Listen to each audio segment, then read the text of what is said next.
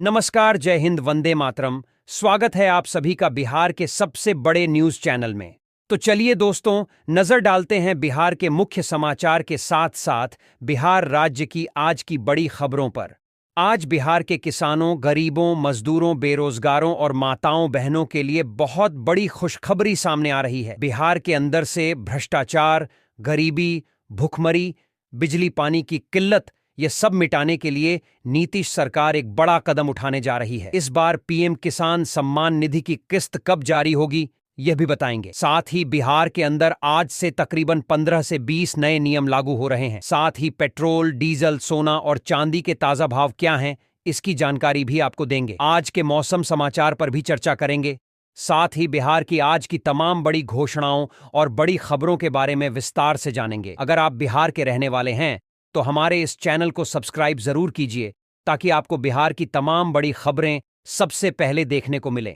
और इसी के साथ आपको सरकार की तरफ से जिन जिन योजनाओं का लाभ मिल रहा है, उन सभी योजनाओं से आपको बाहर निकाल दिया जाएगा, यानी कि आपको किसी भी योजना का लाभ नहीं मिलेगा। इन सब से अगर आपको बचना है तो इन नियमों को जानना जरूरी है। तो यह नियम क्या हैं, आप पर लागू होंगे या नहीं होंगे, यह जानने के लिए आपको यह वीडियो देखना होगा।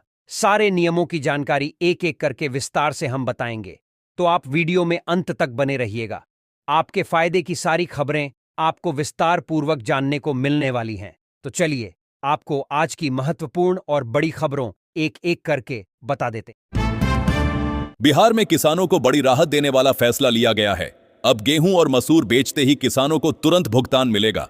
सरकार ने खरीद प्रक्रिया को आसान और पारदर्शी बनाया है, जिससे किसानों को आर्थिक मजबूती मिलेगी। बिजली बिल से परेशान लोगों के लिए राहत का मौका सामने आया है। 20 अप्रैल को विशेष कैंप लगाया जाएगा, जहां सोलर पैनल से जुड़ी जानकारी और आवेदन की सुविधा मिलेगी। कम खर्च में बिजली पाने का विकल्प मजबूत होगा। बिहार में स्मार्ट मीटर को लेकर नया नियम लागू किया गया है। अब उपभोक्ता अपनी सुविधा के अनुसार प्रीपेड या पोस्टपेड विकल्प चुन सकेंगे, जिससे बिजली प्रबंधन और पारदर्शिता बढ़ेगी।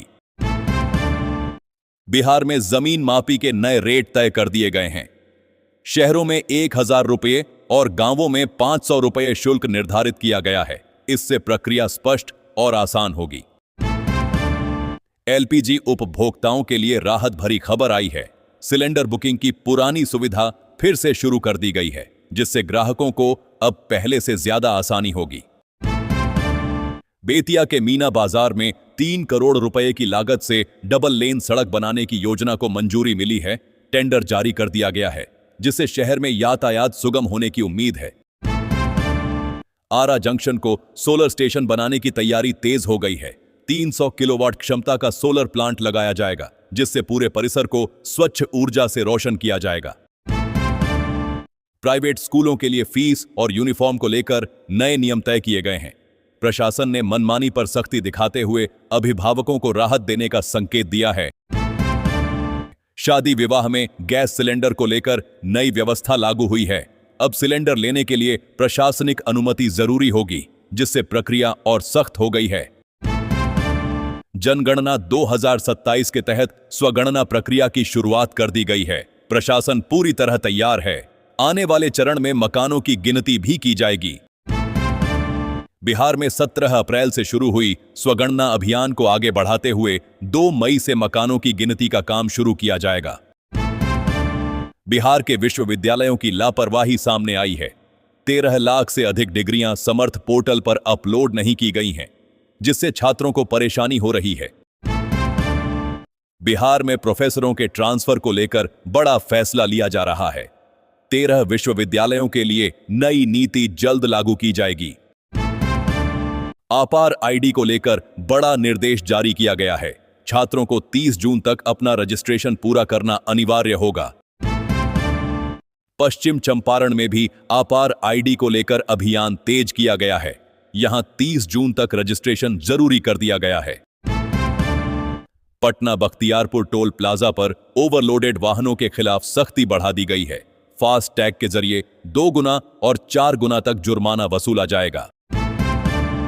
बिहार में बिना HISRP नंबर प्लेट वाले वाहनों पर जुर्माना लगाने का फैसला लिया गया है। 16 जिलों में विशेष निगरानी रखी जा रही है। बिजली शिकायतों को लेकर अब लोगों को भटकना नहीं पड़ेगा। तय समय के भीतर समस्याओं के समाधान की व्यवस्था लागू की गई है। औरंगाबाद में शिक्षा विभाग ने सख्त कार्रवाई करते हुए 7 शिक्षकों का वेतन रोक दिया है, जिससे विभाग में हड़कंप मच गया है। बांका में शिक्षक बहाली में फर्जीवाड़ा सामने आने के बाद दर्जनों शिक्षकों की नौकरी खतरे में पड़ गई है। जांच तेज कर दी गई है। पटना नगर निगम को सबसे ज्यादा शिकायतें स्ट्रीट लाइट से जुड़ी मिली हैं, जबकि दूसरे नंबर पर जल जमाव की समस्या रही। मुजफ्फरपुर में डाक विभाग अपनी जमीन को सुरक्षित करने में जुट गया है। दाखिल खारिज की प्रक्रिया शुरू कर दी गई है। आरा जंक्शन पर सोलर प्लांट लगाने की दिशा में तेजी आई है, जिससे स्टेशन को ऊर्जा के क्षेत्र में आत्मनिर्भर बनाने की तैयारी है। ई चालान सिस्टम पर सवाल खड़े हो रहे हैं। पार्किंग में खड़ी बाइक का चालान हाईवे पर कटने का मामला सामने आया है। बिहार के किसानों को मौसम को लेकर सतर्क किया गया है। अररिया और पूर्णिया समेत कई जिलों में बारिश की संभावना जताई गई है। देश में अगले 3 से 4 वर्षों तक एलपीजी की किल्लत बने रहने की आशंका जताई गई है, जिससे उपभोक्ताओं की चिंता बढ़ सकती है। सरकारी स्कूलों में पढ़ाई के स्तर को सुधारने के लिए नई व्यवस्था लागू की गई है। डीएम ने बेस्ट प्रैक्टिस और सख्त निगरानी के निर्देश दिए हैं। सीएम सम्राट चौधरी के सामने मुख्यमंत्री बनने के बाद कई बड़ी चुनौतियां सामने आई हैं। प्रशासनिक और विकास से जुड़े मुद्दों पर फोकस बढ़ा है। पटना में पुलिस टीम पर हमला किए जाने का मामला सामने आया है। वारंटी को छुड़ाने के लिए ग्रामीणों ने धावा बोल दिया। भोजपुर और बक्सर में कुल 116 मतदाता होने की जानकारी सामने आई है। पहले दिन नामांकन नहीं हो सका। बिहार में ईओ द्वारा केस दर्ज कराया गया है, जिसमें 3 इंजीनियर जांच के घेरे में आ गए हैं। लालू यादव के जन्मदिन के मौके पर तेज प्रताप यादव ने उन्हें याद किया, केक खिलाकर अपना स्नेह जताया। बिहार में जनगणना को लेकर प्रशासन पूरी तरह अलर्ट मोड में है। तैयारियों को अंतिम रूप दिया जा रहा है।